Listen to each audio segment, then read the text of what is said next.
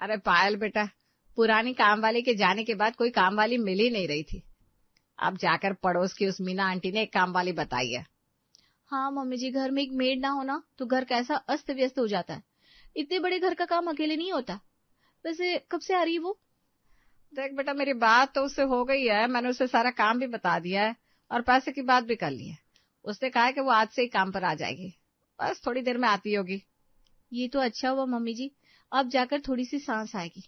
बस अब उसके आने का ही इंतजार है। भाभी आप तो ऐसे कह रही है जैसे वो कामवाली नहीं कोई भगवान हो। हाँ दीदी, भगवान ही समझ लीजिए। हम हाउसवाइफ के लिए तो कम से कम एक काम वाली के आने से थोड़ी हेल्प तो हो जाती है, वरना सारा दिन बस काम करते ही रहो, काम करती ही रहो। बात तो आपकी सही है भाभी। चलो अब वो आ रही है तो उसके आने से आपको टाइम मिल जाएगा, फिर हम दोनों एक दिन मूवी देखने चलेंगे। ओके? हाँ दीदी जरूर। अब सब मिलकर बातें कर रहे थे कि झुमकी घर आई और कहा, देखो बड़ी मेम साहब, मैं एकदम टाइम से आ गई आपके घर। हाँ हाँ, आजा आजा। देख, यह है पायल मेरी बहू, ये तुझे सारे काम समझा देगी। ये तुझे जो भी बोलेगी वो तुझे करना है बस। पायल मेम साहब, मेरा नाम झुमकी है। मेरे को कोई एक बार काम बोल देता है ना, मेरे दिमाग में फिट हो जाता है, बार बार समझाना नहीं पड़ता। मैं बड़ी इंटेलिजेंट है। हाँ अच्छा ठीक है, वो तो तेरा काम देखकर पता चलेगा कितनी इंटेलिजेंट है। चल अब तुझे काम समझा देती हूँ। वैसे तो काम अच्छा करेगी तो मुझे भी फालतू की बकबक करने का शौक नहीं है, तो आराम से यहाँ पर काम कर सकेगी, टेंशन मत ले। तो मेम साहब, जो मेरे से फालतू का चिक चिक नहीं करता ना, मेरे को बहुत ही अच्छा लगता है। और वैसे आपकी शक्ल देखकर ही समझ गई, अब बहुत अच्छी है। अच्छा खैर जाने दे। ये देख, झाड़ू यहाँ रखी है, पूरे घर को अच्छे से साफ करना, हर एक चीज पहुंचनी है। और वो रहा किचन, वहां पर सिंक में ढेर सारे बर्तन है, वो भी मांज देना। कपड़े वॉशिंग मशीन में मैंने धुलने डाल दिए, बस सारा खत्म करके कपड़े सुखा देना छत पर। समझ गई ना सारा काम? हाँ मेम साहब, अच्छे से समझ गई। अब देखना मेरा कमाल, मैं कैसे पोटापट काम करती एकदम। हाँ एक काम कर, तू काम कर ले और मैं खाना बना लेती हूँ। आज तेरा पहला दिन है, कोई चीज समझ में ना आए तो पूछ लेना। झुमकी ने सारे काम फटाफट खत्म किया और चली गई। पहले ही दिन से झुमकी के काम और उसकी गोल गोल बातों ने पायल को मोह लिया था। अगले दिन झुमकी फिर उसी टाइम पर आई। आज पायल नाश्ता बना रही थी। अरे आ गई झुमकी, बहुत बर्तन पड़े हैं, चल पहले बर्तन साफ कर दे। हाँ पायल मेम साहब, अब भी कर देती है। एक बात बोलेगी मेम साहब, आप ना इतना मीठा बोलती है, आपकी आवाज से ना मेरे को किसी की याद आती है। अच्छा, वैसे मेरे पापा भी बोलते थे तुम्हारी आवाज बहुत प्यारी है। तुझे किसकी याद आ जाती मेरी आवाज सुनकर? अरे मेम साहब, मैं बोलेगी तो आपको लगेगा ऐसी बोल रही है, बोले तो पटा रेली है। अरे नहीं बाबा, मैं नहीं बोलूंगी। बता ना, कैसी लगती है तुझे मेरी आवाज, किसकी याद दिलाती है? अब क्या बोली कि मेम साहब, एक तो आपका इतना सुंदर चेहरा, ऊपर से आपकी बोली एकदम शहद माफिक है। आपको देखकर, आपकी आवाज सुनकर मेरे को मेरे बचपन की सहेली याद आती है, वो भी बिल्कुल ऐसी थी। ओ, तो अब कहाँ है तेरी सहेली? कभी मिलती नहीं क्या उससे? अरे मेम साहब, बचपन के साथी तो बिछुड़ जाते। मेरे माँ बाप ने मेरी शादी कर दी, मैं यहाँ आ गई, और वो तो बहुत बड़ी सिंगर बन गई। मैं बोलती है, मेम साहब आपको मौका मिलता ना तो आप जरूर सिंगर बनती। वो तो तू सही कह रही है झुमकी, तूने मुझे बिल्कुल सही समझा है, बिल्कुल एक सहेली की तरह। आज से तू और मैं फ्रेंड। अरे मेम साहब, अब मेरी जैसे नौकरानी से थोड़ी ना फ्रेंडशिप करोगी। क्या हंसी उड़ाती है आप। पर ये भी सच है कि आपको जब भी देखती है ना, मेरे को मेरी वही बचपन की सहेली याद आती है, मेरी सबसे बड़ी प्यारी दोस्ती वो। तो तू समझ ले, आज से मैं तेरी दोस्त हूँ। और सुन, मुझे ये मेम साहब बोलने की जरूरत नहीं है। अब मेम साहब को मेम साहब नहीं बोलेगी तो क्या बोलेगी रे बाबा? मैं तू आज से मुझे पायल बोलना, सिर्फ पायल। और नहीं, मेम साहब किसी ने सुन लिया तो गजब हो जाएगा। मैं कह रही हूँ ना, तू आज से मुझे पायल बोलेगी और मुझे वही अपनी बचपन की सहेली मानना। मुझे भी यहाँ ससुराल में अपनी एक दोस्त मिल जाएगी। तुझे मेरी कसम, मना मत करना। अब बोल रहे लिए तो ठीक है। पायल, बर्तन सारे धो लिए मैंने, एक काम कर, तू चाय बना कर लिया, दोनों मिलकर साथ में चाय पियेंगे, फिर बाद में बाकी काम करेंगे। क्या मैं चाय बनाऊं? हाँ तो अब सहेली बने लिए तो सहेली की जैसे ही रहना पड़ेगा ना। 2 कप चाय बना कर ला, मैं जाकर तेरे रूम में एसी ऑन करके बैठे लिए। अच्छी कहलाती हो। झुमकी के कहने पर पायल ने चाय बनाई और फिर अपने कमरे में जाकर झुमकी के साथ बैठकर चाय पीने लगी। अब झुमकी पायल की सबसे अच्छी दोस्त बन चुकी थी। ये भी कह सकते हैं कि झुमकी ने पूरी तरह पायल को अपनी बाटली में उतार लिया था। अगले दिन झुमकी का मुंह थोड़ा लटका हुआ था। उसे देखकर श्यामा ने पूछा, क्या रे झुमकी, आज तो तूने बड़ी देर कर दी और ये तेरी शक्ल पर 12 क्यों बजा है? कुछ नहीं मेम साहब, अब बड़े लोग मेरी बात किधर समझेगा। अच्छा ठीक है, मत पता।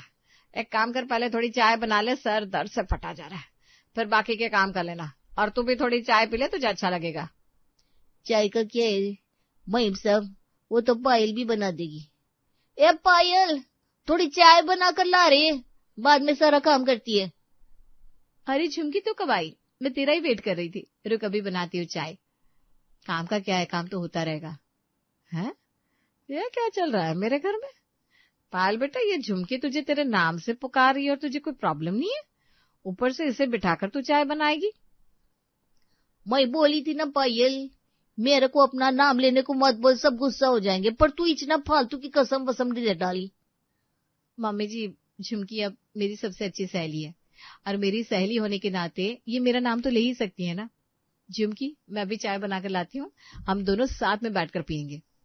अब झुमकी पायल के साथ चली गई। झुमकी पायल के कमरे में आराम से जाकर बैठी और पायल चाय बनाने चली गई। इधर श्यामा ने अपने माथे पर हाथ रख लिया। हाय, ये पायल की अक्ल पर तो पत्थर पड़ गया, इसे समझ में नहीं आ रहा। ये झुमकी सहेली सहेली बोलकर इसका उल्लू बना रही है। थोड़ी देर में पायल ने चाय बना ली, उसने श्यामा को चाय दी और फिर 2 कप चाय लेकर अपने कमरे में चली गई। पायल, तू बहुत अच्छी चाय बनाती है रे, तेरा हाथ की चाय पीकर ना मन हल्का हो गया। क्या हुआ झुमकी, तेरा मन क्यों भारी है? अरे वो क्या है ना, आज मेरे चिंटू के स्कूल में फंक्शन है, पर मैं जा नहीं पाएगी। मेरे को ना अंदर से अच्छा नहीं लग रहा, भारी भारी लग रहा है। अरे क्यों नहीं जाएगी अपने बेटे के फंक्शन में? तुझे जाना चाहिए। अब क्या बोलेगी मैं, मेरा मर्द मेरे पास पैसे नहीं छोड़ता, सब ले लेता है, नहीं देती है तो बहुत मारता है। मैं बेचारी क्या कर सकती है, इसलिए मैं अपने लिए एक साड़ी भी नहीं खरीद पाई। तो मैं अपने चिंटू के स्कूल में क्या पहन कर जाएगी बोल। अरे इतनी सी बात झुमकी, तू मेरी साड़ी ले जा। अरे नहीं नहीं, मैं आपकी साड़ी कैसे ले सकती? अरे आपकी साड़ी बहुत महंगी होगी, मैं नहीं जाएगी। कोई बात नहीं, चिंटू थोड़ा उदासी तो होगा और क्या, हम गरीब लोग का बच्चा लोग ऐसे ही तो पलता है। देख झुमकी, पहली बात आप मत बोल, मैं तेरी सहेली हूं ना। तू चिंटू के स्कूल जाएगी और जरूर जाएगी। पायल ने अपनी अलमारी खोली और उसमें से एक सुंदर सी साड़ी निकालकर झुमकी के हाथ में रखते हुए कहा, ये ले, ये साड़ी तेरे ऊपर बहुत जचेगी। ये मेरी सबसे प्यारी साड़ी है, अब मेरी सबसे प्यारी सहेली पहनेगी। देख, ले ले, मना मत करना, रख ले। और सुन, मुझे वापस देने की जरूरत नहीं है। अब पायल इतना बोल रही है तो मैं रख लेती है। वैसे साड़ी है बहुत सुंदर, बिल्कुल तेरी तरह। तू भी कितनी सुंदर है रे, एकदम हीरोइन की माफिक, अंदर भी हीरोइन, बाहर भी हीरोइन। अरे बस भी कर, कितनी तारीफ करेगी मेरी। चल चल, जल्दी जल्दी काम कर और फिर जल्दी जा। तभी कमरे में राजीव आया। उसने झुमकी के हाथ में साड़ी देखी। झुमकी ने जैसे ही राजीव को देखा, वो चुपचाप वहां से चली गई। उसके जाने के बाद राजीव ने पायल से कहा, पायल, तुम्हारा दिमाग तो खराब नहीं हो गया? तुमने इतनी महंगी साड़ी झुमकी को दे दी? ये साड़ी मैंने कितने प्यार से तुम्हें दी थी। हाँ, तो आपने बड़े प्यार से ये साड़ी लाकर दी थी और मैंने 1-2 बार पहनी भी ना ये साड़ी। और फिर ये साड़ी मेरे लिए सबसे स्पेशल थी, जो मैंने अपनी सबसे स्पेशल सहेली को दी है। इसमें कौन सी बड़ी बात हो गई? पायल, तुम पागल हो गई हो क्या? तुम्हें आजकल झुमकी के सिवा कुछ दिखाई नहीं देता? उसे अपने बिस्तर पर बिठाती हो, उसे चाय बनाकर पिलाती हो, और मैंने सुना है तुम उसके बेटे की फीस भी भरने गई थी। हाँ राजीव, वो एक्चुअली बात ये ना, बेचारी बड़ी बिजी थी और उसके बेटे की फीस की लास्ट डेट थी। उसने मुझे फोन किया तो मैं दे आई। आखिर एक फ्रेंड ही तो फ्रेंड के काम आता है ना। ये अच्छी फ्रेंडशिप हुई पायल तुम्हारी। अरे तुम्हें दिखाई नहीं दे रहा झुमकी तुम्हें फ्रेंड फ्रेंड करके बेवकूफ बना रही है? पर तुम्हें समझाने का कोई फायदा नहीं है, तुम्हारे जो जी में आता है करो। हाँ तो ठीक है ना, मैं भी झुमकी से पूरी फ्रेंडशिप निभाऊंगी। पूरी दुनिया में एक वही तो है जो मुझे समझती है। कितनी तारीफ करती है मेरी, पता है? इतने दिनों में आपने कभी मेरी तारीफ की है? तुम्हारा कुछ नहीं हो सकता पायल, मैं प्रे करूंगा कि तुम्हारी आंखें जल्दी खुले। ऐसा कहकर राजीव वहां से गुस्से में चला गया। पर पायल की अक्ल तो वैसी की वैसी थी। झुमकी रोज कुछ ना कुछ कहानी सुनाकर पायल से कभी उसके झुमके, कभी उसकी साड़ी, कभी स्मार्टफोन, कुछ ना कुछ ले ही जाती। और अब तो झुमकी अपने काम भी उसी से कराने लगी थी। एक दिन झुमकी आते ही हाय तौबा करने लगी। हाय मेरी कमर, मेरा पेट, हाय बड़ा दर्द हो रहा है। अरे झुमकी क्या हुआ तुझे? तेरा चेहरा तो एकदम फीका पड़ गया है। क्या बोलेगी वे, कल रात से मेरे को इतना पेट दर्द हो रहा है, क्या बोलेगी, मैं सो भी नहीं पाई, कमर भी दुख रही है, पर काम पे तो आना ही पड़ेगा, तो आ गई। हाय रे झुमकी, तू तो बहुत परेशान है। चल आज काम मत कर, तू बैठ जा, मैं काम देख लेती हूँ। नहीं नहीं पायल मेम साहब, हम गरीब लोग हैं, अगर काम नहीं करेगा तो रोटी कैसे खाएगा। दर्द तो रहेगा लेकिन काम तो करना ही पड़ेगा।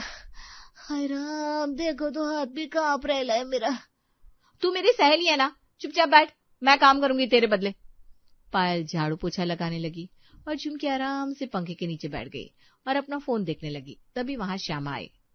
ये क्या तमाशा है पायल, तू झाड़ू पोछा कर रही है और ये काम वाली वहां ठाठ से पंखे के नीचे बैठी है। वो मम्मी जी, झुमकी की तबीयत खराब है, इसका पेट दर्द हो रहा है, बस इसीलिए उसका काम कर रही हूँ। पायल, काम वाली इसलिए रखते हैं कि काम वो करे, बहू नहीं। ये तुझे उल्लू बना रही है। मुझे तो ये कहीं से भी बीमार नहीं लग रही। अरे बड़ी मेम साहब, मैं क्यों उल्लू बनाएगी, सच बोल रही, मेरा बदन दुख रहा है, पेट में दर्द है, पर फिर भी देखो काम करने को आ गई। गरीब लोग का ना मजाक बनाना आसान है। अरे चुप कर, ज्यादा नौटंकी मत कर। पायल बेटा, तो इसके चिकनी चुपड़ी बातों में मत आया कर। नहीं मम्मी जी, मुझे लगता है झुमकी सच कह रही है, और वैसी भी अगर मेरी सहेली तकलीफ में है तो मैं उसकी हेल्प क्यों ना करूं। हे भगवान, ये पायल के ऊपर झुमकी ने कौन सा जादू टोना किया है। श्यामा गुस्से से माथा पकड़कर अंदर चली जाती है। ये सिलसिला अब रोज का था। पायल के लिए सिर्फ झुमकी अच्छी थी, बाकी सब घरवाले उसके लिए उसकी दोस्ती के दुश्मन बन गए थे। पायल सिर्फ झुमकी की बातें मानती, उसके हिसाब से सारे काम करती। एक दिन चिंकी ने पायल से कहा, भाभी क्या बना रही हो आप, बड़ी अच्छी खुशबू आ रही है। अरे दीदी, पाव भाजी बना रही हूँ, ये झुमकी को बड़ी पसंद है, एक बार उसने कहा था, आप भी खा लीजिएगा। अच्छा, तो ये भी झुमकी की पसंद का है। हे भगवान, भाभी आपका कुछ नहीं हो सकता। अरे वो सब छोड़िए दीदी, आप क्या जाने फ्रेंडशिप कैसे निभाते हैं। उसको मुझ में अपनी बचपन की सहेली नजर आती है। आप बताइए, आपको कोई काम था क्या? भाभी एक्चुअली कल मेरे कॉलेज में फंक्शन है, मुझे वहाँ डांस परफॉर्म करना है, उसके लिए मुझे ड्रेस लेनी है, तो प्लीज आप चलो ना मेरे साथ शॉपिंग पे। ठीक है दीदी, आप रेडी हो जाइए, तब तक मैं पाव भाजी बना लेती हूँ, फिर आपके साथ शॉपिंग पे चलूंगी। ओके भाभी, मैं अभी रेडी होकर आती हूँ। ऐसा कहकर चिंकी रेडी होने चली गई। तभी वहां झुमकी आई। अरे झुमकी देख, आज मैंने तेरी फेवरेट पाव भाजी बनाई है, ले गर्मा गर्म खा ले। वो तो ठीक है मेम साहब, मेरा मतलब पायल, पर आज मैं सोच रही थी मैं तुम्हारे साथ मूवी देखने जाएगी, चलेगी ना मेरे साथ? पर मुझे तो चिंकी दीदी के साथ शॉपिंग पर जाना है, जरूरी काम है। ठीक है मेम साहब, समझ गई मैं। ऐसे ऊपर ऊपर से सहेली बोलती है आप, सच तो ये है आपको मेरे साथ जाने में शर्म आ रही है, मैं गरीब है, कम वाली है, इसलिए ना। अरे ऐसी बात नहीं है झुमकी, तू मेरी बेस्ट फ्रेंड है। अगर तुझे अच्छा लगेगा मेरे साथ मूवी देखकर तो ठीक है, हम आज मूवी ही चलेंगे। मैं चिंकी दीदी को मना कर दूंगी बस। बीएम साहब, मतलब पायल, मेरे को लगता है तू सचमुच मेरी वो बचपन की सहेली है। मेरे को तू ना बिल्कुल परी जैसी लगती है, जो मेरी हर इच्छा पूरी करती है। तभी वहां चिंकी आई और कहा, चलिए भाभी रेडी हूँ। अब सॉरी चिंकी दीदी, मैं आपके साथ नहीं आ पाऊंगी। वो क्या है ना, मुझे झुमकी के साथ मूवी देखने जाना है, नहीं तो वो नाराज हो जाएगी। मतलब इस झुमकी को खुश देखने के चक्कर में आप मेरे साथ मेरी शॉपिंग करने नहीं जाएंगी? दीदी आपको तो पता है ना, झुमकी मेरी सबसे अच्छी दोस्त है, तो मैं उसे नाराज नहीं कर सकती। वो कितना प्यार करती है मुझसे। प्यार व्यार कुछ नहीं करती भाभी, आपसे मीठी चुपड़ी चिकनी बातें करके आपको पागल बना रही है। ए चिंकी दीदी, देखो मेरी सहेली को पागल नहीं बोलने का। ए चल पायल, मूवी देखने, हम लेट हो रहे लिए। हाँ चल झुमकी। झुमकी पायल को लेकर मूवी देखने चली गई और चिंकी को बहुत गुस्सा आ रहा था। उसने मन ही मन कहा, ये झुमकी का कुछ ज्यादा ही हो गया है, पानी सर से ऊपर जा रहा है। अब झुमकी की असलियत भाभी के सामने लानी होगी, वरना एक दिन भाभी अपना सब कुछ इसके हवाले कर देगी। अब चिंकी ने एक प्लान बनाया और पायल और झुमकी का घर आने का इंतजार करने लगी। कुछ घंटे बाद झुमकी और पायल घर आए। उन्हें देखकर चिंकी ने कहा, अरे झुमकी आ गई मूवी देखकर, आ बैठना। भाभी आप थोड़ी चाय बना लो ना, झुमकी थक गई होगी। दीदी मैं अभी लाती हूँ झुमकी के लिए चाय बनाकर, आप दोनों बैठकर बातें कीजिए। ऐसा कहकर पायल चाय बनाने चली गई।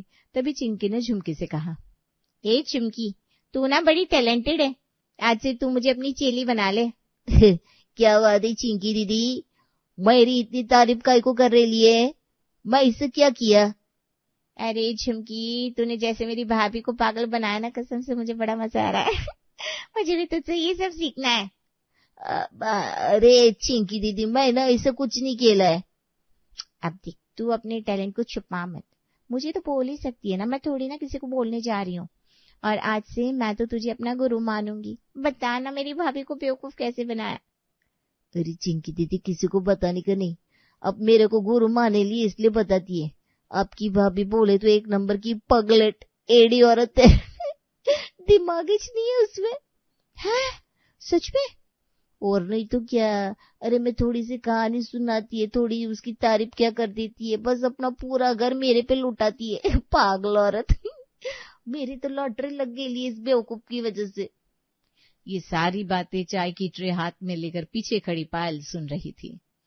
अब उसे गुस्सा आ गया।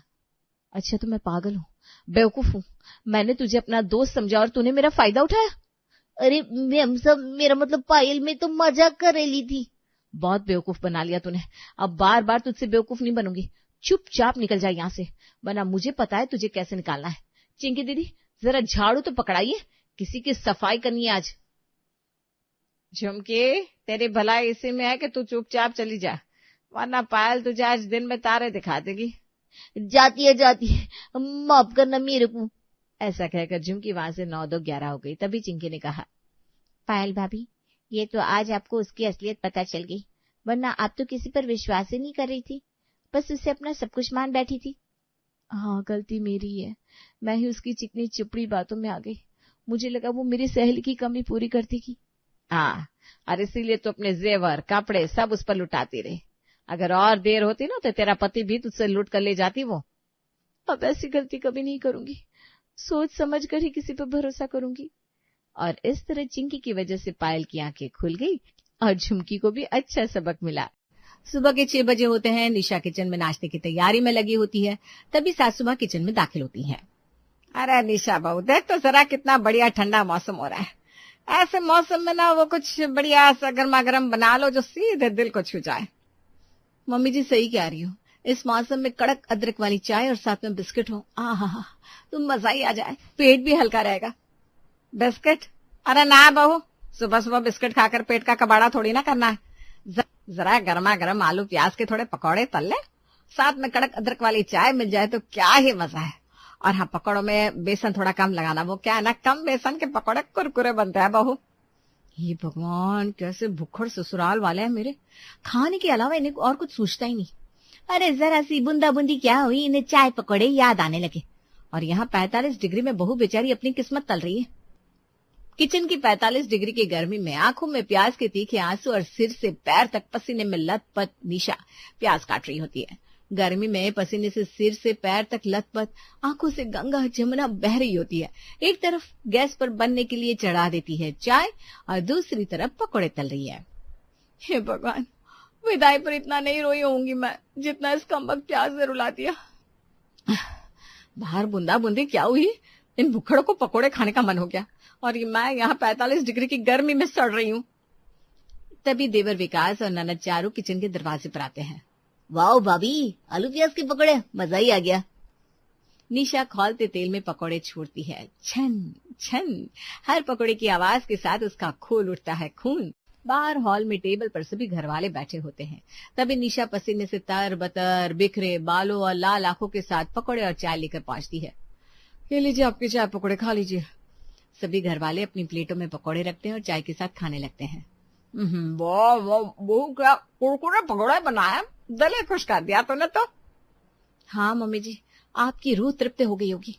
और यहाँ 45 डिग्री की भट्टी में मैं खुद कोयला बने जा रही हूँ।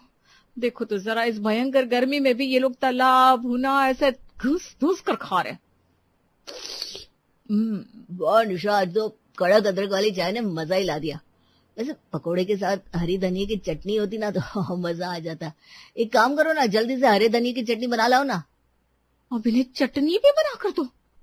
अरे मैं कोई रोबोट थोड़ी ना हूं जो मुझे गर्मी नहीं लगती। तभी ससुर जी डकार मारते हुए कहते हैं, अरे भाई मानना पड़ेगा, सुबह का नाश्ता ऐसा हल्का फुल्का ही होना चाहिए, पेट एकदम हल्का रहता है। हल्का फुल्का? और एक प्लेट भर का आलू प्याज के पकोड़े ठूस किए और हल्का फुल्का कह रहे हैं? अरे ये इंसान है भी या नहीं? तभी रोहित निशा से कहता है, अरे निशा तुम भी खाओ ना, खड़ी क्यों? तुम ही खाओ ये पकोड़े। अभी नाश्ता खत्म ही हुआ था कि सासू माँ अपनी प्लेट एक तरफ खिसकाते हुए मुस्कुराते हुए कहती है, बहू दोपहर के लंच का भी सुन ले, ज्यादा ताम झाम मत करियो, बस बढ़िया मसालेदार राजमा चावल और साथ में थोड़ी सूखी सब्जी और साथ में सभी के लिए 2 गर्मा गर्म फूली हुई रोटियां सेक लेना।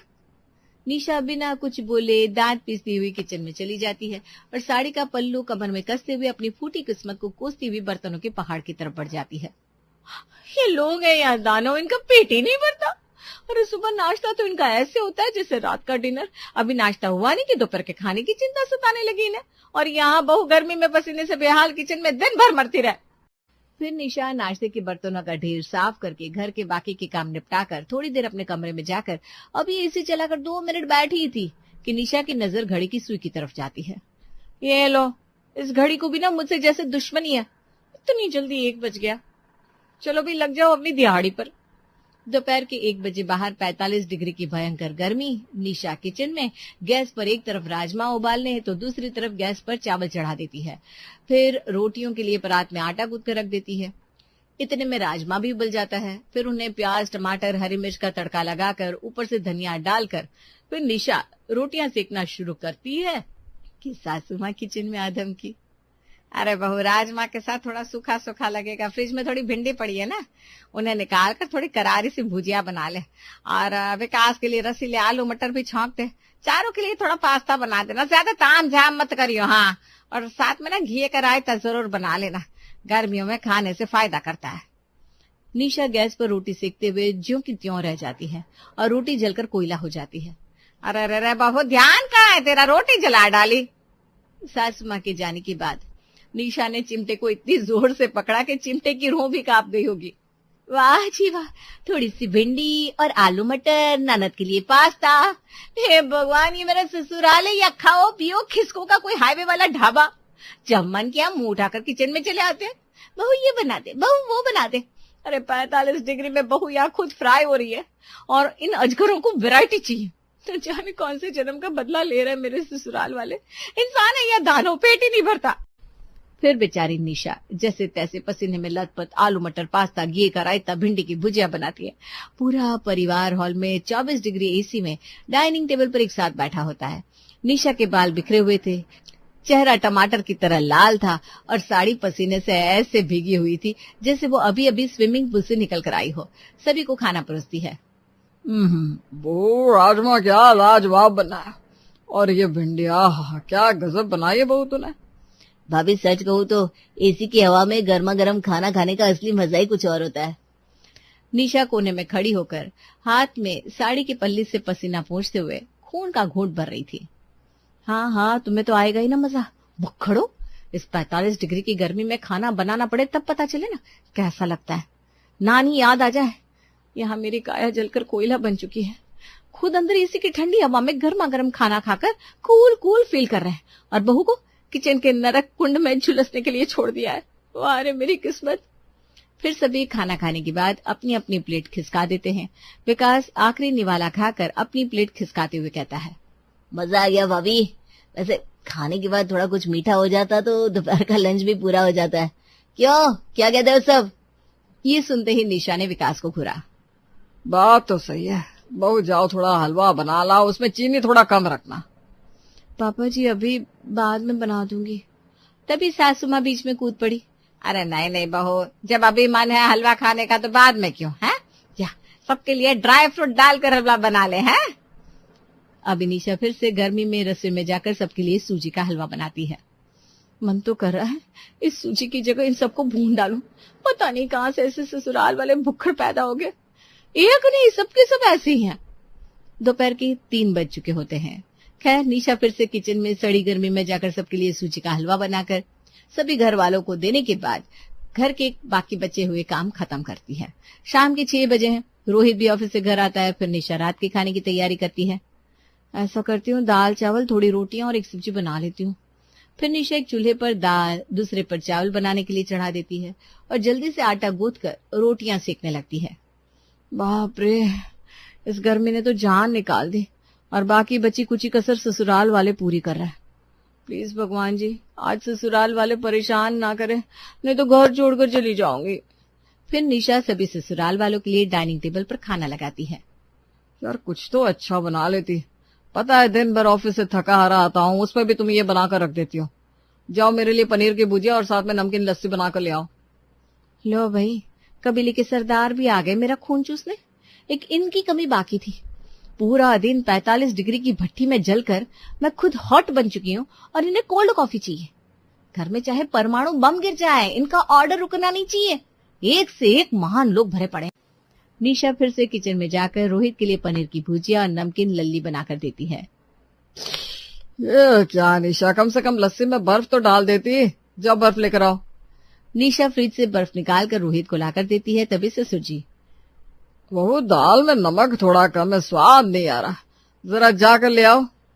फिर निशा किचन में जाकर ससुर जी के लिए नमक लेकर आती है। अरे भाभी, आपको पता है ना, दाल चावल के साथ प्याज अच्छी लगती है। जाओ मेरे लिए प्याज लेकर आओ। फिर निशा किचन से प्याज लाकर चारों को देती है कि तभी, भाभी दाल तो ठंडी पड़ी है, जाओ इसे गर्म करके लाओ। हद हो गई, अब तो इनका ये रोज का ड्रामा बनता है। खुद तो मजे से पंडित की तरह जिमने बैठते हैं और मुझे नचाने में लगे रहते हैं। बहू ये लाओ, बहू नमक कम है, बहू चीनी कम है, भाभी दाल ठंडी है। भगवान जी, अब तो मुझ पर तरस खाओ। तंग आ गई हूं मैं इनके रोज रोज के परेशान करने वाले ड्रामे से। प्लीज बचा लो। तभी रोटी के डब्बे में रोटियां खत्म हो जाती हैं। बहू, आज तुमने रोटियां कम बनाई थी क्या, जो खत्म हो गई? नहीं तो माँ जी, आज किसी ने चावल नहीं खाया इसलिए रोटियां खत्म हो गई। अरे पर बहू, मेरा तो पेट अभी भरा ही नहीं। जा तुम मेरे लिए 2 गर्मा गर्म फूली हुई रोटियां सेक ले। माँ जी, आटा भी नहीं बचा है। 2 रोटियों के लिए फिर से आटा गूंथना पड़ेगा। आप चावल खा लीजिए ना, पेट भर जाएगा। अरे ना बहू, चावल से मेरा पेट नहीं भरेगा। तू तो मेरे लिए 2 रोटियां ही सेक ला। सासू माँ के मुंह से फिर से 2 रोटियां सुनते ही निशा का पारा सीधा 7वें माले पर पहुंच गया। वो पैर पटकती हुई रसोई में पहुंचती है, जहां 45 डिग्री की गर्मी उसका बाहें फैलाकर इंतजार कर रही थी। अरे थोड़े चावल खा लेती तो कुछ चला जाता। मुझे यहाँ फिर से 2 रोटियों के लिए गर्मी में मरने परेशान करने के लिए भेज दिया। हे भगवान, सुबह से ससुराल वालों की सेवा करते करते मेरी खुद की अंतिम यात्रा ना निकल जाए। ऐसे ही चलता रहा तो मैं तो सीधे स्वर्ग ही सिधार जाऊंगी और ये लोग मेरी तहरवी पर कहेंगे, बहू पूरियां थोड़ी कुरकुरी बनाना, जाओ थोड़ा हलवा बना लाओ। निशा ने जैसे तैसे पसीने से तरबतर होकर 2 रोटियां सेकी और सासू माँ की थाली में रख दी और मन ही मन ससुराल वालों को कोस रही थी। करम चले, पता नहीं क्या खाकर पैदा हुआ है। अरे परेशान करने की भी कोई हद होती है। कुछ सोच निशा, कुछ सोच। ऐसे घिसती रही तो सोच तेरा क्या हाल होगा। आइडिया, क्यों ना मैं इन पर डाइट कॉन्शियस होने का दांव खेलूं। इन्हें बोलती हूँ कि एक बार में इतना खाना खाना सेहत के लिए सही नहीं है, थोड़ा थोड़ा खाना सही रहता है और फायदेमंद भी। अगली सुबह निशा पूरा परिवार एक साथ जब डाइनिंग टेबल पर बैठा होता है तब ससुराल वालों पर अपना दांव खेलती है। मम्मी जी, पापा जी और रोहित, मैंने कल रात ना इंस्टा पर एक बहुत बड़े डॉक्टर की रील देखी जिसमें जरूरत से ज्यादा खाना एक टाइम में नुकसानदायक होता है। साथ ही यमराज को दावत देना, पेट लीवर सबका कबाड़ा हो जाता है। अगर लंबी उम्र चाहिए तो हर आधे घंटे में बिल्कुल थोड़ा थोड़ा खाना खाना शुरू करो। इससे सेहत भी बनेगी और बीमारी भी दूर रहेगी। सभी ससुराल वालों ने एक दूसरे की तरफ देखा। बीमारी और मौत का नाम सुनते ही सासू माँ का चमचमाता चेहरा पीला पड़ गया। अरे बाप रे, हाँ बहू तू सही कह रही है। कल रात से वैसे भी मुझे गैस बन रही थी। आज से ना हम सबके लिए तू थोड़ा थोड़ा ही बनाया कर। यस, जंग जीत ली। अब ये कम खाएंगे और मुझे परेशान नहीं करेंगे और किचन से मुक्ति। निशा की तरकीब ने काम तो किया, पर उसका नतीजा ऐसा निकला कि निशा का बचा कुचा दिमागी संतुलन भी हिल गया। कम खाने की वजह से ससुराल वालों का पाचक तंत्र सुपर फास्ट स्पीड से दौड़ने लगा और अब उन्हें हर आधे घंटे में भूख लगने लगी। बहू पेट खाली सा लग रहा है, जरा 2 चम्मच उपमा बना दे। ज्यादा मत बनाइए, थोड़ा सा ही। भाभी बहुत भूख लगी है, जल्दी से थोड़ा सा पुलाव बना लाओ ना। और मेरे लिए एक रोटी और थोड़ी दाल बना लाओ। और भाभी मुझे ना थोड़ा सा मैंगो शेक ही दे दो। निशा मुझे तो तुम थोड़ी मशरूम और चावल बना कर दे दो। निशा सभी को थोड़ा थोड़ा खाना बनाकर देती है। आधे घंटे बाद फिर सभी ससुराल वाले खाना मांगते हैं। अब निशा फिर से किचन में गर्मी में जाकर सबके लिए कुछ बनाकर देती है। हर थोड़ी देर में ससुराल वालों के खाने के लिए किचन में जाकर गर्मी में खाना बनाना, फिर खाने के बर्तन धोना, थोड़ा थोड़ा खाना बनाने के चक्कर में से और ज्यादा परेशान होना पड़ रहा था। खड़े खड़े उसकी हालत और बुरी हो गई थी। कमर में दर्द, पैरों में दर्द, वो रोने लगती है। हे भगवान, इस थोड़े थोड़े के चक्कर में मेरी तो जान ही निकल गई। सोचा था कुछ और हो गया, कुछ बचा लो भगवान जी, परेशान हो चुकी हूँ मैं, अब मुझसे और नहीं होगा। हर आधे घंटे में कोई ना कोई निशा को आवाज लगाता। अब निशा के सब्र का बांध टूट जाता। पूरा परिवार एक साथ डाइनिंग टेबल पर बैठा हुआ खाना खा रहा होता है। निशा हाथ में करछली लिए पहुंच जाती है। बस बहुत हुआ, थोड़ा थोड़ा, मुझसे अब एक कप चाय भी नहीं बनने वाली। या तो इस घर में खाना बनाने वाली रख लो, नहीं तो मुझे मेरे मायके छोड़ाओ। मैंने सोचा था इंस्टा पर डॉक्टर की रील बताकर तुम लोग थोड़ा थोड़ा खाओगे तो मुझे परेशान कम करोगे, पर यहाँ तो पासा ही उल्टा पड़ गया। परेशानी कम होने की बजाय और ज्यादा बढ़ गई। बस अब और नहीं। निशा की ये पूरी राम कहानी और डांट सुनकर डाइनिंग टेबल पर बैठे सभी ससुराल वाले, ससुर जी, सासू माँ, रोहित और विकास, सबके सब एक साथ जोर से हंस पड़े। अरे बहू, ये सब ताम झाम करने की क्या जरूरत थी? इतनी नौटंकी करने के बजाय हमें पहले ही बता दिया होता, हम कब से तेरे लिए कुक रख देते। हाँ बहू, तूने तो बेकार में डॉक्टर की रील का बहाना बनाकर हमें भूखा मार डाला। तूने पहले क्यों नहीं कहा कि तुझसे खाना नहीं बन रहा? हम तो अगले ही दिन बाई रख लेते। ये सुनना था कि निशा का बचा कुछ हौसला भी जमीन पर आ गिरा। सब एक झटके में मजाक बन गया। वो वहीं डाइनिंग टेबल के कोने में बैठ गई और अपना सिर पकड़कर जोर जोर से रोते हुए सुबकने लगी। मतलब, हे भगवान, हे लोगों को कुक रखने में कोई प्रॉब्लम ही नहीं थी। मैं यहाँ सुबह से अपनी किस्मत तवे पर सेक रही हूँ, आंखों से गंगा जमुना बहा रही हूँ, पूरा शरीर कोयला बन गया, और ये लोग कह रहे पहले बता देती है, मैं खुद का ही पोपट बनवा बैठी। निशा को इस तरह रोते और सुबकते देख रोहित मुस्कुराते हुए निशा को गले लगा लेता है। क्या निशा, तुम भी कमाल हो यार। और फिर ससुराल वाले कुक रख लेते हैं और अगले ही दिन से कुक किचन संभाल रही होती है और निशा से भी ससुराल वालों के साथ एसी में बैठकर मजे से खाना खा रही होती है। शांति कुंज निवास, जिसकी खिड़कियां दरवाजे टूटे हुए हैं। घर में चारों तरफ गंदगी और जाले हैं। वहां सावित्री जी आंगन में लगी तुलसी की पूजा करती है और वापस हॉल में आकर पति की पेंटिंग साफ करती है। देखा जी, आपके जाते ही ये पूरा घर कैसे बिखर गया। टूटे दरवाजे, खिड़कियां, गमले और ये तस्वीरें। जब तक आप थे, इस घर की रौनक देखते ही बनती थी। 4 रिश्तेदार और पड़ोसी हमेशा बैठे रहते थे। आपके जाने के बाद ना कोई झांकने तक नहीं आता कि हम किस हालत में हैं। सावित्री अपने पति की तस्वीर के आगे रो रही थी। तभी उसका बेटा रमन आंखें मलते हुए बाहर आता है। माँ, चाय लाओ ना। दूध नहीं है घर में और ना ही मेरे पास इतने पैसे हैं कि मैं दूध लेकर आऊं और चाय बनाऊं। खुद कमाओ और फिर पियो चाय। इतने में ही उसकी बेटी प्रिया और बेटा अमन भी अपने कमरे से बाहर आते हैं। मम्मी, मेरे पुराने हो चुके हैं कपड़े, मुझे शॉपिंग पर जाना है, पैसे दो। बस, मेरे पास अब कुछ नहीं है। जो था तुम सब ने बर्बाद कर दिया। इस घर का क्या हाल कर दिया है तुम लोगों ने। अगर तुम चाहते तो अपने बाप के ना रहने पर उनका कारोबार आगे बढ़ा सकते थे, लेकिन तुम सबको अय्याशी करनी है। माँ, मुझ पर और क्यों भड़क रही हो? पापा ने अपने होते हमें कभी जिम्मेदारी का एहसास नहीं दिया और अचानक ये सब हो गया कि हम कुछ समझ ही नहीं पाए और सब बर्बाद हो गया। हाँ, बात तो सही है तुम्हारी, लेकिन अब तो कोशिश कर सकते हो ना संभालने की। पर अब हमसे कुछ नहीं होगा माँ। अब ये घर टूटी फूटी हालत में आ चुका है, इसका अब कुछ नहीं किया जा सकता। हाँ माँ, हमसे नहीं होगा। सबसे अच्छा यही होगा कि इस घर को बेचो और किसी दूसरे शहर चलकर कोई नई शुरुआत करते हैं। नहीं, मैं ऐसा हरगिज नहीं करूंगी। ये तुम्हारे पिता की आखिरी निशानी है। इस घर को जब तक मैं जिंदा हूँ तब तक नहीं बेचूंगी। मैं कारोबार को जैसे तैसे संभालने की कोशिश करूंगी, पर ये घर नहीं बिकेगा। उसी वक्त घर की डोरबेल बजती है। सावित्री दरवाजा खोलती है। सामने एक कोरियर बॉय एनवलप लिए खड़ा है। मैम, ये पार्सल है, यहाँ साइन कर दीजिए। पार्सल? इस वक्त? किसने भेजा है? लाओ दिखाओ।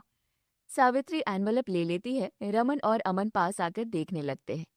अरे, इसमें तो एक शादी का कार्ड है। किसका कार्ड है? ये मेरे मायके के एक दूर के भाई रामचरण का है। इतनी बड़ी मुसीबत में सब ने मेरा साथ छोड़ दिया, लेकिन ये मेरा मुंह बोला भाई हमेशा मुझे याद रखता है। उसने शादी में हमें बुलाया है।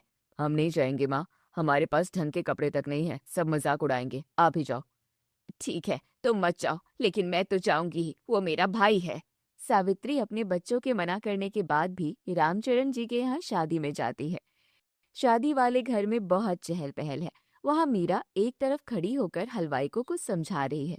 देखो हलवाई भैया, खाना बिल्कुल अच्छा बनना चाहिए। शादी में आए किसी भी मेहमान को खाने की कोई कमी नहीं लगनी चाहिए।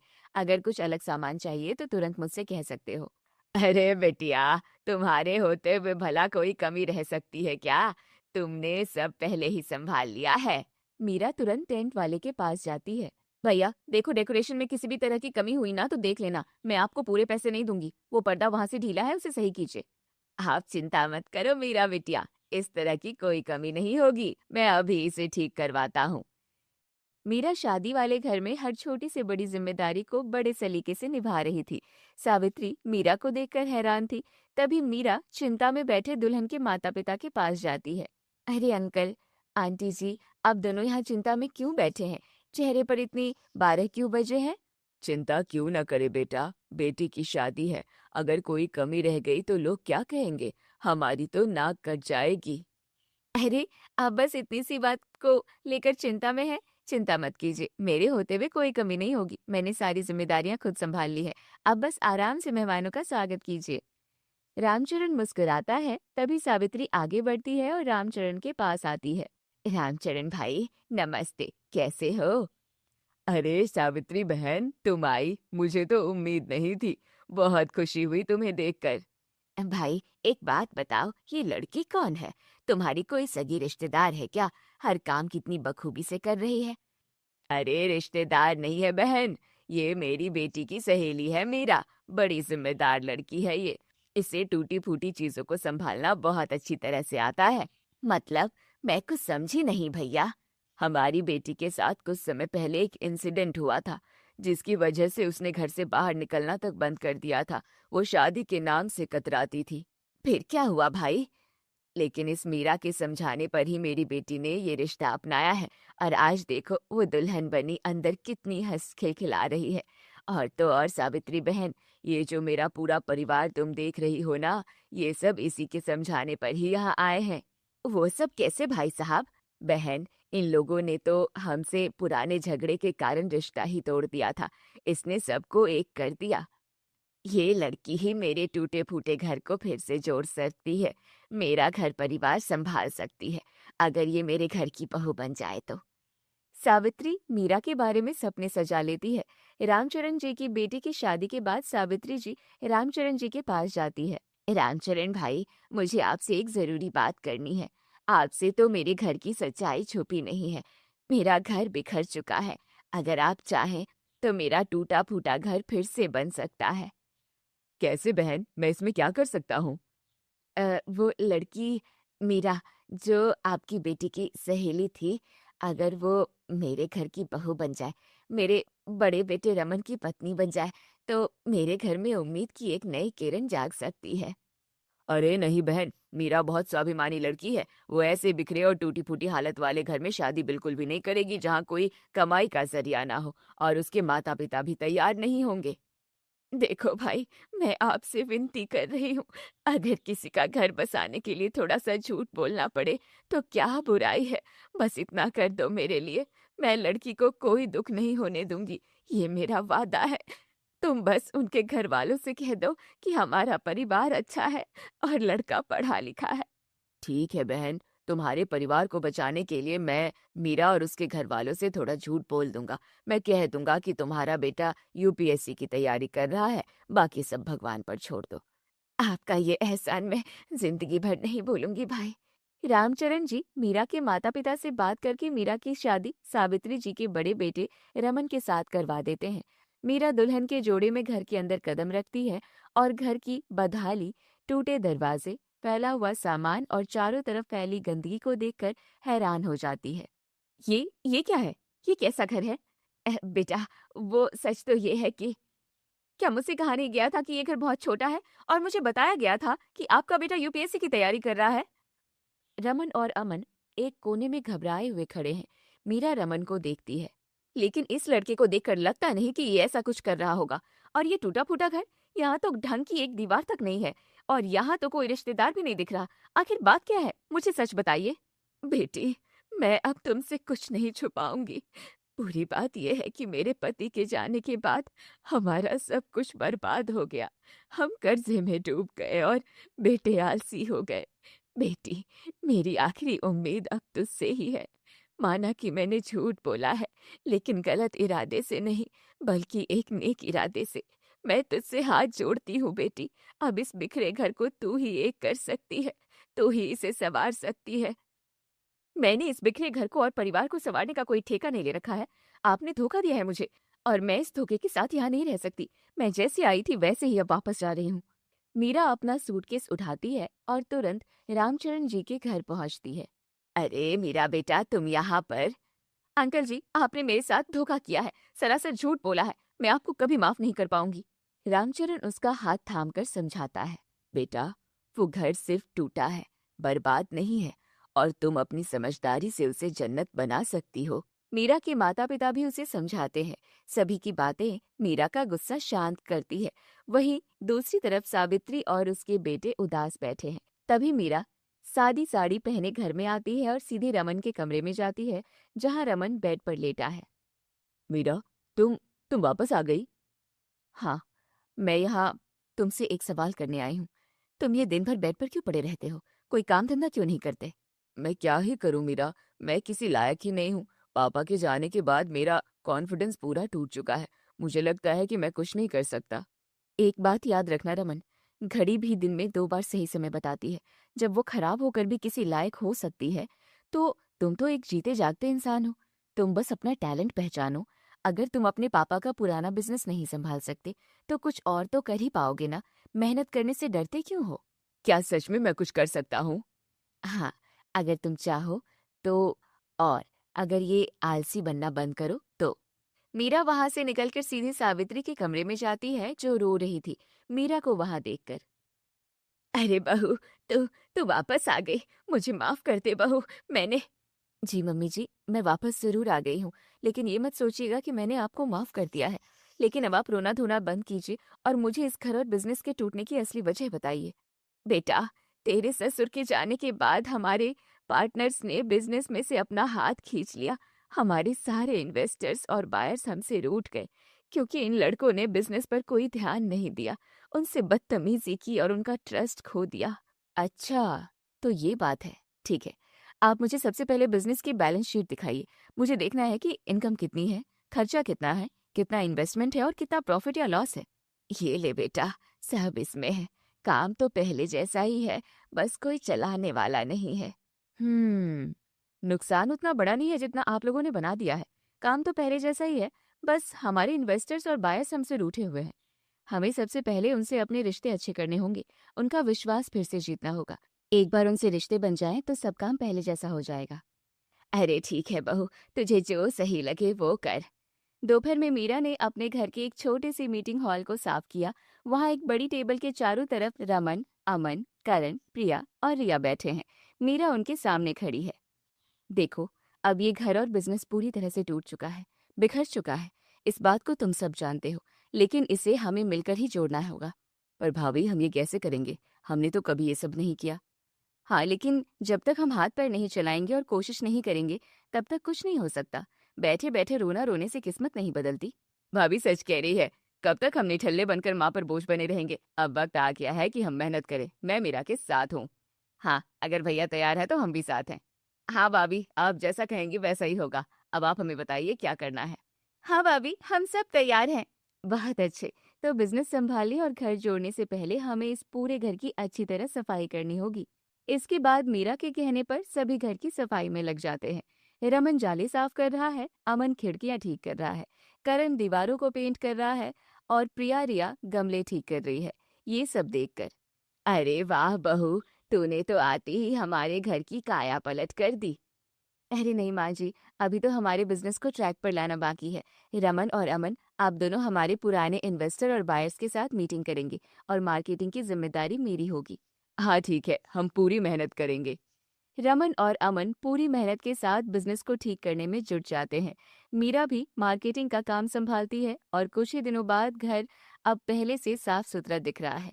खिड़कियां नए कांच की है, दीवारों पर नया पेंट है। पूरा परिवार हॉल में एक साथ बैठा है। माँ, भाभी, देखो, इस महीने हमें थोड़ा ही सही पर थोड़ा प्रॉफिट जरूर हुआ है।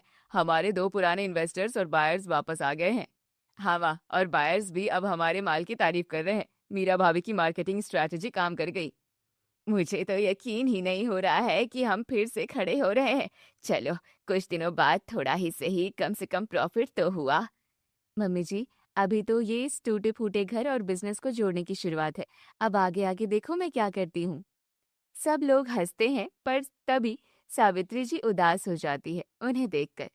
क्या हुआ मम्मी जी, आप अचानक उदास क्यों हो गई? कुछ परेशानी है क्या? घर और बिजनेस तो धीरे धीरे जुड़ रहा है बहू, पर परिवार परिवार को भी जोड़ दो किसी तरह। परिवार? क्यों मम्मी जी, परिवार कैसे टूट रहा था? हम सब तो साथ ही हैं। बेटा, तेरे ससुर के गुजरने के बाद जब हमारी हालत खराब हुई तो मेरे जेठ, देवर और ननद सब ने हमसे रिश्ता तोड़ लिया। कोई हमारे घर आता जाता नहीं था। मैंने भी गुस्से में उन्हें काफी खरी खोटी सुनाई थी। अब हम सबसे अलग अकेले हैं। ऐसा नहीं होता मम्मी जी, रिश्ते गुस्से से नहीं अपनेपन से चलते हैं। अब मैं इस घर की बहू बनकर आ गई हूँ ना, अब मैं सबको जोड़ दूंगी, आप चिंता मत कीजिए। पर ये कैसे मुमकिन है बहू, वो लोग बहुत गुस्से में हैं हमसे। हम अपने बिजनेस के इस नए प्रॉफिट की खुशी में एक सक्सेस पार्टी रखेंगे और अपने पूरे खानदान को बुलाएंगे। जो आएगा वो अपना, जो नहीं आएगा वो पराया। कुछ दिनों बाद सावित्री जी के घर में एक पार्टी रखी जाती है। पूरा हॉल रोशनी और गुब्बारों से सजा है। सावित्री और मीरा दरवाजे पर खड़ी है। धीरे धीरे आधे रिश्तेदार अंदर आने लगते हैं, जिन्हें देखकर सावित्री भावुक हो जाती है। ताया ससुर, चाचा ससुर और बुआ सास अंदर आते हैं। आप सब आ गए। जेठ जी, देवर जी, बुआ जी, आप सब यहाँ आए। मैं बहुत खुश हूँ आज। गलती मुझसे हुई थी जो पति के ना रहने के बाद मैंने गुस्से में आकर आप सबसे रिश्ता तोड़ लिया था। मुझे माफ कर दीजिए। सावित्री, हमें तुम्हारा इनविटेशन मिला। हम तो आने से हिचकिचा रहे थे, पर तुम्हारी इस नई बहू ने हमें खुद फोन करके इतने प्यार से बुलाया कि हम मना नहीं कर पाए। अरे पगली, गुस्सा चाहे जितना भी हो, अपनों से बढ़कर तो नहीं होता ना। हम भी थोड़े गुस्से में थे, पर तुम्हारी बहू की बातें सुनकर हमारा गुस्सा ढह गया। इस बहू ने हमें याद दिलाया कि असली परिवार क्या होता है। और हमें बहुत खुशी है कि रमन और अमन अब सुधर गए हैं, मेहनत कर रहे हैं और अपना बिजनेस फिर से खड़ा कर रहे हैं। अब हम सब अब से तुम्हारे साथ हैं। पूरा परिवार एक साथ हंसता है। मीरा एक कोने में खड़ी होकर ये सब देखकर सुकून की सांस लेती है। पार्टी खत्म होने के बाद मेहमान चले जाते हैं और मीरा अपने कमरे में आराम करने जाती है। सावित्री दूध का ग्लास लिए उसके पास आती है। बहू, तूने आते ही मेरे इस टूटे फूटे घर को तो संवारा ही, साथ ही मेरे इस बिखरे हुए परिवार को भी संवार दिया। तूने सबको एक कर दिया। तुम्हारा बहुत बहुत शुक्रिया। अरे मम्मी जी, ये तो मेरा फर्ज था, और आपका भी बहुत बहुत शुक्रिया जो आपने मुझे अपना असली टैलेंट दिखाने का मौका दिया। मैं तो पहले समझती थी कि मैं सिर्फ टूटी फूटी चीजें जोड़ सकती हूँ, लेकिन अब आपकी वजह से मैं पूरे टूटे फूटे घरों और खानदान को जोड़ने का काम कर रही हूँ। मुझे खुद पर नाज हो रहा है। तू इस घर की बहू नहीं, इस घर की साक्षात लक्ष्मी है बेटा। सावित्री मीरा को आशीर्वाद देती है। कुछ समय और बीतता है और अब वो घर पूरी तरह से शानदार तरीके से रेनोवेट हो चुका है। एक आलीशान और सुंदर बंगला चमक रहा है। मीरा, रमन, अमन, करण, प्रिया, रिया और सावित्री सब घर के बाहर खड़े होकर नए घर को निहार रहे हैं। माँ, मीरा, अब लग रहा है कि हमारा ये टूटा फूटा घर पूरी तरह से जुड़ चुका है। अब इसमें कोई दरार नहीं बची। हाँ, और बिजनेस भी अब बहुत अच्छा चल रहा है। सब ठीक हो गया है। हमारी मेहनत रंग लाई। हाँ बहू, अब हमारा परिवार हमेशा एक साथ रहे, तभी तो इस टूटे फूटे घर के जुड़ने की बात सही साबित होगी। मम्मी जी, आप बिल्कुल चिंता मत कीजिए। जब तक मैं इस घर की बहू हूँ ना, मैं इस घर को कभी नहीं टूटने दूंगी।